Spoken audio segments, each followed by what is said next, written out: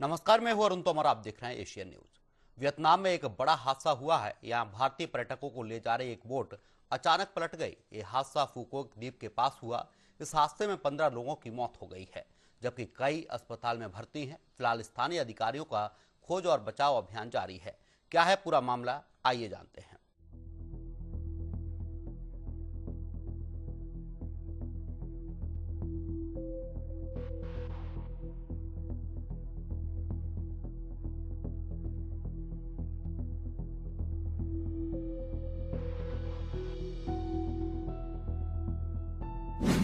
Vietnam के फूकोक द्वीप के पास बड़ा हादसा। भारतीय पर्यटकों से भरी स्पीड बोट समुद्र में पलटी। दुखद नाव दुर्घटना में 15 भारतीय नागरिकों की मौत। 21 पर्यटकों को सुरक्षा बलों ने सुरक्षित बाहर निकाला। तेज रफ्तार नाव पर सवार थे कुल 36 लोग। उग्र समुद्री लहरों के कारण अनियंत्रित हुई बोट। पलक झपकते ही पानी में उल्टी पूरी नाव। स्थानीय गोताखोरों ने तुरंत चलाया बड़ा अभियान। घायल पर्यटकों का चल रहा अस्पताल में इलाज। भारतीय दूतावास ने तुरंत जारी किया आपातकालीन हेल्पलाइन नंबर। प्रधानमंत्री नरेंद्र मोदी ने व्यक्त किया गहरा शोक। भारत के ₹1.300 वियतनामी डोंग के बराबर। असल में पर्यटन मानवीय चेतना को विस्तार देने, नए क्षितिजों को तलाशने और जीवन की आपाधापी से इतर कुछ पल सुकून के बिताने का एक माध्यम है। आधुनिक युग में वैश्वीकरण और आर्थिक सुदृढ़ता के चलते भारतीयों में अंतर्राष्ट्रीय पर्यटन का चलन तेजी से बढ़ा है। दक्षिण पूर्व एशिया, विशेषकर वियतनाम, अपनी प्राकृतिक सुंदरता, सांस्कृतिक साम्य और किफायती यात्रा विकल्पों के कारण भारतीय मध्य वर्ग और उच्च मध्य वर्ग के लिए एक पसंदीदा गंतव्य बनकर उभरा है। वियतनाम का फूकोक द्वीप, जिसे अपनी प्राचीन श्वेत रेत और नीले समंदर के कारण पर्ल आइलैंड, मोतियों का द्वीप भी कहा जाता है, हाल के वर्षों में भारतीय सैलानियों के लिए स्वर्ग के समान माना जाने लगा था।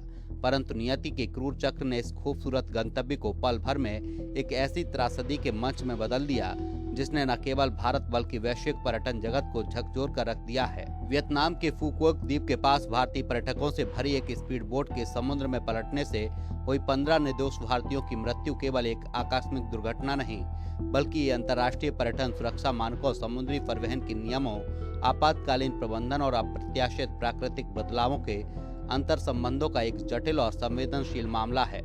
इस विस्तृत आलेख में हम इस हृदय विदारक घटना का सिलसिलेवार विवरण, इसके पीछे के तकनीकी और प्राकृतिक कारण, राहत एवं बचाव कार्यों की समीक्षा, वैश्विक प्रतिक्रियाओं और भविष्य के सबक का एक गहन और तथ्यात्मक विश्लेषण करेंगे।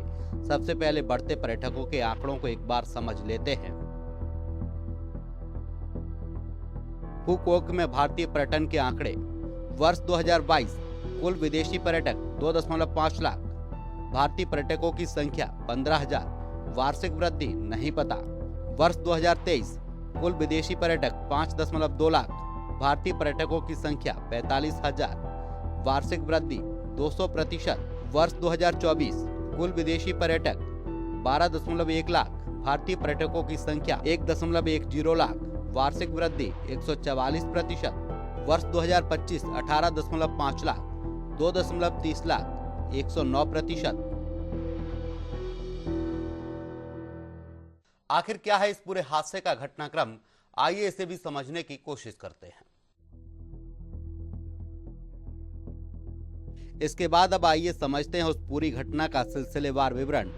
घटना का सिलसिलेवार विवरण इस प्रकार है। यात्रा की शुरुआत और गंतव्य का चयन। हादसे का शिकार हुए 32 भारतीय पर्यटक भारत के विभिन्न हिस्सों, जिनमें मुख्य रूप से आंध्र प्रदेश और अन्य दक्षिणी राज्य शामिल थे, वियतनाम के एक बहुदिवसीय टूर पैकेज पर आए थे। फूकोक द्वीप समूह के अंतर्गत आने वाले छोटे छोटे द्वीप अपनी स्नॉर्कलिंग और समुद्री सैर के लिए जाने जाते हैं। सुबह 9 बजे स्थानीय समय अनुसार भारतीय पर्यटकों का समूह फूकोक के मुख्य बंदरगाह आन थोई पोर्ट से एक आधुनिक स्पीड बोट पर सवार हुआ।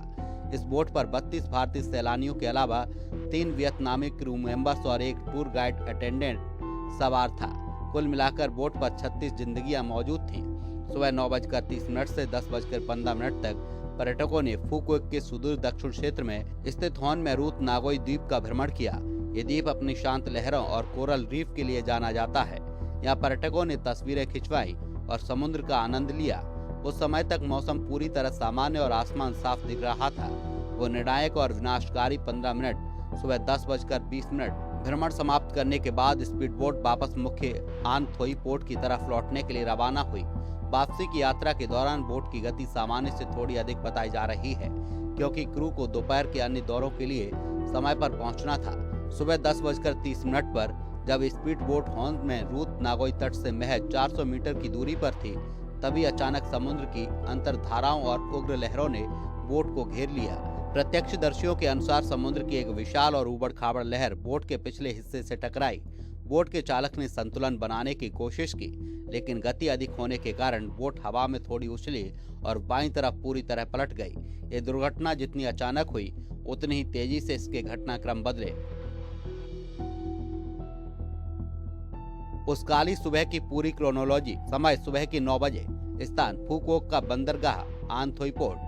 आधुनिक स्पीड बोट पर कुल 36 लोग सवार हुए। 32 भारतीय सैलानियों, 3 वियतनामी क्रू मेंबर्स और 1 टूर गाइड। समय सुबह के 9:30 बजे से 10:15 तक हॉर्न में रूट नागोई द्वीप का भ्रमण किया।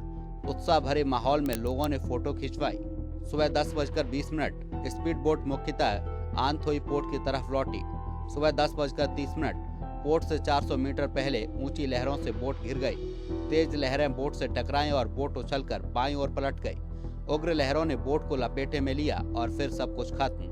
केबिन में बैठे लोग कुर्सियों में फंसकर डूब गए। समुद्र में दूसरी नाव के लोगों ने चीख पुकार मचाई। 5 मिनट में वहां राहत पहुंचे, मगर तब तक सब कुछ खत्म। जब आसमान साफ होता है तो पर्यटक और बोट ऑपरेटर दोनों धोखा खा जाते हैं। समुद्र में असली खतरा ऊपरी मौसम नहीं, बल्कि पानी के नीचे उठने वाली गुप्त अंतर्धाराएं और अचानक बनने वाले स्वेज होते हैं। वियतनाम के इस चैनल में बोट चालक को समुद्र की गहराई का अंदाजा लगाने में भारी भूल हुई है। स्थानीय मीडिया के अनुसार हादसे में 15 पर्यटक मृत पाए गए हैं, जबकि 21 जीवित पाए गए हैं, जिनमें से 2 की हालत इस समय गंभीर है। राहत और बचाव कार्य में शामिल एक नौका मालिक ने बताया कि उनकी नाव लगभग 5 मिनट में घटना स्थल पर पहुंच गई, लेकिन पर्यटकों के पलटी हुई नाव के अंदर फंसे रहने से रेस्क्यू करने में बाधा आई। एक अन्य नाव चालक ने बताया कि घटना के समय बड़ी बड़ी लहरें थीं। उस समय अंथोई के पास समुद्र अशांत था, लेकिन बारिश नहीं हो रही थी। वहां अन्य टूरिस्ट बोट्स भी चल रही थीं। आपको बता दें कि ओशन पियर आइलैंड कंपनी की ओर से ऑपरेटर की जा रही ये स्पीड बोट हॉर्न में रूट आइलैंड से फुकुओका एयरपोर्ट से लगभग 25 किलोमीटर दूर स्थित अंथोई पोर्ट तक पर्यटकों को ले जा रही थी। इस दौरान बोट हॉर्न के रूट नंगोई से 400 मीटर की दूरी पर पलट गई, जिससे नाव में सवार सभी लोग समुद्र में गिर गए। पलटी हुई नाव को देखकर आसपास के टूरिस्ट बोट्स मदद के लिए दौड़ पड़ी। एंथोई बॉर्डर गार्ड्स ने घटनास्थल पर 2 जहाज और 35 अधिकारी और सैनिकों को भेजा है। ये नेवी, कोस्ट गार्ड और अन्य संबंधित बलों के साथ रेस्क्यू मिशन में शामिल हुए। दोपहर तक बचाव दल ने स्पीड बोट पर सवार सभी 36 लोगों को किनारे पर ला दिया था। इनमें से 21 लोग बच गए, जबकि 15 मृत घोषित कर दिए गए हैं। इनमें 2 महिलाएं और 13 पुरुष शामिल हैं। घटना को लेकर ओशन पियर आइलैंड कंपनी के एक प्रतिनिधि ने बताया कि स्पीड बोट पर्यटकों को आइलैंड टूर पर ले जा रही थी। बोट 50 साल से अधिक उम्र वाले एक कैप्टन चला रहे थे। उन्हें नाव चलाने का कई सालों का अनुभव था। स्पीड बोट्स को इस तरह डिजाइन किया जाता है कि वे पानी की सतह पर तेजी से तैरें, लेकिन उनकी सेकेंडरी स्टेबिलिटी बहुत कम होती है। अगर ऐसी नाव तेज गति में मुड़ते समय किसी बड़ी लहर से साइड से टकरा जाए तो हाइड्रोडायनेमिक दबाव के कारण उसका पलटना तय हो जाता है। इस हादसे में कुल 15 लोगों की मौत हुई है। इनमें से ज्यादातर भारत के आंध्र प्रदेश के नागरिक बताए जा रहे हैं।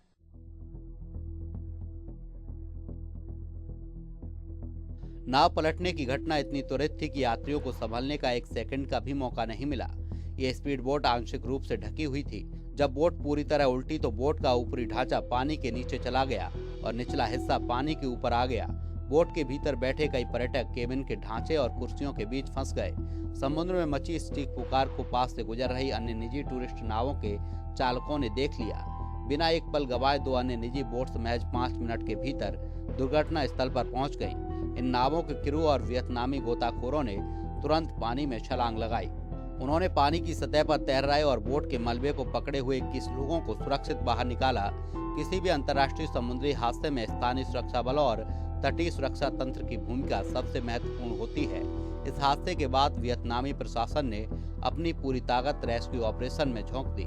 सीमा सुरक्षा बल और नौसेना का संयुक्त ऑपरेशन। हादसे की सूचना मिलते ही आंथोई बॉर्डर गार्ड स्टेशन ने तुरंत आपातकालीन प्रोटोकॉल सक्रिय कर दिया। बोट पर सवार 32 भारतीयों के नाम: बाल सुब्रमणी, पलानीसामी, शेख अब्दुल्ला, अब्दुल मजीद, सेल्वम पिचिया, राजीव कलेवानन, सेंथिल कुमार जयवेल, बालाजी नटेशन, शिव कुमार, मुथु कुमार सामी, विनय कुमार चित्तापुरम, निर्मल कुमार, सेथुरामन, रविशंकर, सुगुमारन, मुर्गा प्रभु, अरुमुगम, विपुल उत्तम चंद, रुबन सेल्वा नाथन जैकब, संतोष कुमार शांतिलाल जैन, श्रीधर धर्मराजन, बाबू कुप्पुस्वामी, विनेश्वर राधाकृष्ण गोपाल, अलागुराजन, शिवसामी, रामा सुब्बू अन्नावी, वसंता कुमार आनंदहन, अबू थलखा, जहीरुद्दीन, श्रीधर मुदियम, श्रीधर सुंदरराजन, किशोर गेल्ली, बामसीधर सेल्लूर रामराज, एबिकोट चेरियन थॉमस, सेंजा देवेल कुप्पुसामी, राजेश कुमार पच्चीयप्पन, नागला मुडगू सोहन, लोवेनी थॉमस, नल्लापेटा आदिया शिया, जयालक्ष्मी गेल्ली।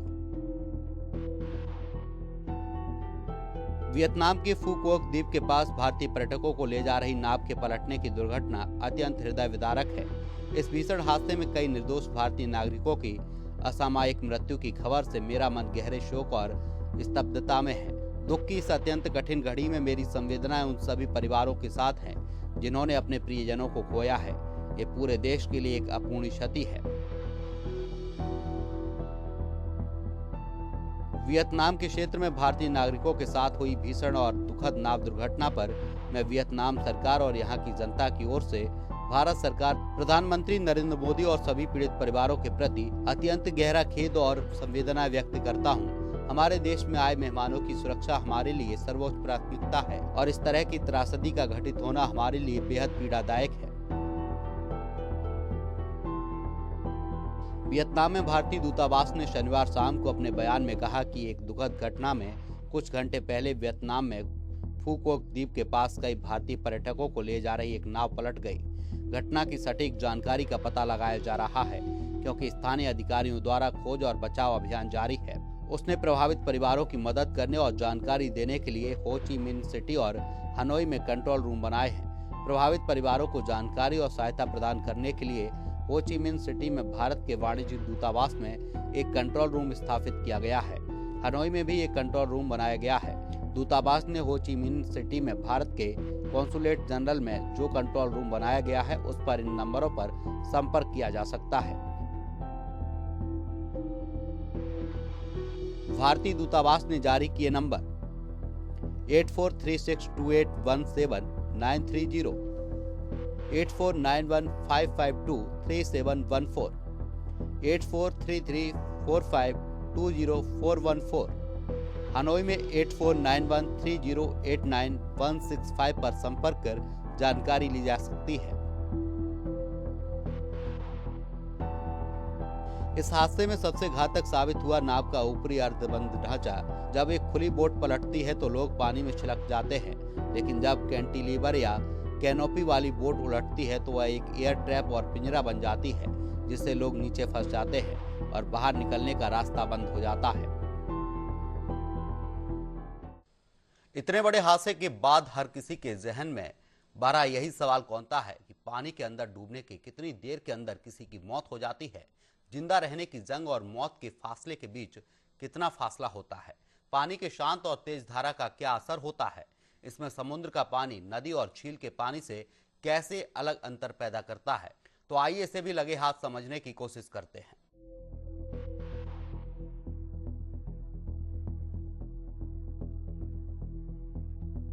टूरिस्ट के लिए फेवरेट स्पॉट बन चुके वियतनाम से शनिवार को ऐसी खबर आई जिसने दिल दहला दिया। यहाँ के फूकोक द्वीप के पास भारतीय पर्यटकों को ले जा रही एक नाव पलट गई। तेज समुद्री लहरों के बीच हुई इस घटना के बाद रेस्क्यू ऑपरेशन शुरू हो गया। मीडिया रिपोर्ट्स के अनुसार नाव में 32 भारतीय टूरिस्ट सवार थे। खबर लिखे जाते समय तक की जानकारी के अनुसार 15 लोगों की मौत हो गई, जबकि बाकी लोगों को बचा लिया गया है। इस हादसे के बाद सवाल उठा कि आखिर पानी के अंदर डूबने के कितनी देर के अंदर किसी की मौत हो जाती है। जिंदा रहने की जंग और मौत के फासले के बीच कितना फासला होता है। फिल्मों में अक्सर ऐसा दिखाया जाता है कि पानी में डूब रहा इंसान बहुत देर तक हाथ पैर मारता रहता है और चिल्लाता है, लेकिन असल जिंदगी में डूबना बेहद खामोश और चंद मिनट के अंदर जान लेने वाला हादसा होता है। डॉक्टर्स और रेस्क्यू एक्सपर्ट्स के मुताबिक पानी में डूबने के बाद जिंदगी और मौत के बीच का फासला बेहद कम होता है। मेडिकल साइंस और हाइड्रोलॉजिकल यानी पानी के विज्ञान के नजरिए से समझते हैं कि डूबने के दौरान शरीर में क्या होता है। पानी में डूबने के बाद मौत का मुख्य कारण दिल का रुकना है। जब इंसान पानी के नीचे सांस रोकने पर मजबूर होता है तो खून में कार्बन डाइऑक्साइड का स्तर तेजी से बढ़ता है। एक समय बाद दिमाग का श्वसन केंद्र विवश होकर व्यक्ति को सांस लेने का आदेश देता है। जैसे इंसान पानी के भीतर हाँफता है, पानी फेफड़ों में प्रवेश कर जाता है। फेफड़ों में पानी भरते ही ऑक्सीजन का आदान प्रदान पूरी तरह ठप हो जाता है, जिससे दिल की धड़कनें अनियमित हो जाती हैं और महज 2 से 3 मिनट में वेंट्रिकुलर फाइब्रिलेशन, दिल का कांपना होकर कार्डियक अरेस्ट हो जाता है। पानी में डूबने पर कितनी देर में हो सकती है मौत? आइए इसे भी समझने की कोशिश करते हैं। चिकित्सा विज्ञान के अनुसार जब कोई व्यक्ति पानी में डूबता है तो मौत की प्रक्रिया बेहद तेजी से आगे बढ़ती है। औसतन 3 से 5 मिनट के अंदर ही इंसान बेहोश हो सकता है। वहीं 6 से 10 मिनट के अंदर ब्रेन डेड की स्थिति यानी मस्तिष्क के काम का करना बंद होना की स्थिति हो सकती है। डूबने की प्रक्रिया को मेडिकल टर्मिनोलॉजी में समय के अनुसार समझते हैं। डूबते वक्त क्या होता है जाने। शुरुआती 1 से 2 मिनट पानी के अंदर गिरते ही इंसान घबराहट में अपनी सांसों को रोक लेता है। इसे वॉलंटरी एपीनिया की स्थिति कहते हैं। 3 से 4 मिनट कार्बन डाइऑक्साइड का लेवल शरीर में बहुत ज्यादा बढ़ जाता है तो इंसान चाहकर भी सांस रोकने में असमर्थ हो जाता है और इच्छा न होने पर भी सांस खींचता है। इससे पानी फेफड़ों में चला जाता है। 5 मिनट और उसके बाद फेफड़ों में पानी भरने से ऑक्सीजन की सप्लाई पूरी तरह बंद हो जाती है। दिमाग की कोशिकाएं ऑक्सीजन नहीं मिलने के कारण मरना शुरू हो जाती हैं, जिससे दिल धड़कना बंद कर देता है। फेफड़ों के दृष्टिकोण से देखें तो डूबना तो 2 तरह का होता है। पहला विंड पाइप स्पेज, जिसमें पानी की पहली बूंद गले में जाते ही श्वास नली के वोकल कॉर्ड्स कसकर बंद हो जाते हैं ताकि पानी अंदर न जाए। इसे ड्राई ड्राउनिंग कहते हैं। इसमें दम घुटने से मौत हो जाती है। दूसरा होता है वेट ड्राउनिंग, जिसमें पानी सीधे फेफड़ों के एल्वियोली हवा की थैलियों में भर जाता है। पानी भरते ही फेफड़ों की सुरक्षात्मक परत नष्ट हो जाती है, जिससे फेफड़े पूरी तरह सिकुड़ जाते हैं। पानी चाहे मीठा हो या खारा, ये फेफड़ों की कार्य क्षमता को 60 सेकंड के भीतर शून्य कर देता है। अगर पानी का तापमान बहुत कम है, जैसे बर्फीली झील में हो, तो शरीर हाइपोथर्मिया की स्थिति में चला जाता है। ऐसे में मेटाबॉलिज्म बेहद धीमा हो जाता है, जिससे कुछ मामलों में लोग पानी के अंदर 20 से 30 मिनट रहने के बाद भी जिंदा बचाए गए हैं। अलग अलग तरीकों के जलाशयों की बात करें तो नदी, झील, समुद्र का इस पर असर पड़ता है। मायने ये भी रखता है कि पानी शांत है या तेज धारा वाला। डूब जाने और ऊपर जाने में क्या अंतर है? पानी के घनत्व और उसमें घुले तत्वों के कारण नदी, झील और समुद्र में डूबने की प्रकृति और शव या इंसान के ऊपर आने के समय में बड़ा अंतर होता है। नदी और झील का पानी। नदी और झील के पानी को मीठा पानी माना जाता है। इसका घनत्व हमारे शरीर के तरल पदार्थों से कम होता है। जब यह फेफड़ों में जाता है तो ऑस्मोसिस के कारण यह तुरंत फेफड़ों की झिल्ली को पार करके खून के प्रवाह में शामिल हो जाता है। इससे रक्त कोशिका यानी आरबीसी फट जाती हैं और दिल का दौरा महज 2 से 3 मिनट के अंदर पड़ सकता है। समुद्र का खारा पानी। समुद्री पानी में नमक ज्यादा होता है। जब यह फेफड़ों में जाता है तो शरीर के खून से पानी को फेफड़ों की तरफ खींचता है, जिससे फेफड़े सूज जाते हैं। इस स्थिति को पल्मोनरी एडेमा कहा जाता है। समुद्र में दिल का दौरा पड़ने में मीठे पानी की तुलना में थोड़ा अधिक समय लग सकता है या 4 से 5 मिनट तक का हो सकता है। चुनौती केवल सांस बचाने की होती है। पानी साफ होने से विजिबिलिटी भी ठीक हो जाती है। अगर कोई व्यक्ति तैरना जानता है तो वह पानी की सतह पर पीठ के बल लेटकर फ्लोट करते हुए घंटों तक अपनी जान बचा सकता है। या रेस्क्यू टीम के लिए भी पीड़ित को ढूंढना और बाहर निकालना काफी आसान होता है। तेज धारा में क्या होता है? तेज बहती नदी या बाढ़ के पानी में तैरना लगभग असंभव हो जाता है। अंडर करंट की बात करें तो नदियों में सतह के नीचे पानी की धारा बहुत तेज होती है, जो इंसान को लगातार नीचे और आगे की तरफ खींचती रहती है। तेज धारा में इंसान पानी से लड़ने में अपनी पूरी ऊर्जा जल्द यानी मुश्किल से 1 मिनट के अंदर ही खो देता है। अच्छे तैराक भी थकने लगते हैं। इसके अलावा पानी मटमैला होता है। इसमें बह रहे पेड़, पत्थर या मलबे से सिर पर चोट लगने की वजह से इंसान तुरंत ही बेहोश हो जाता है, जिससे बचने की गुंजाइश खत्म हो जाती है।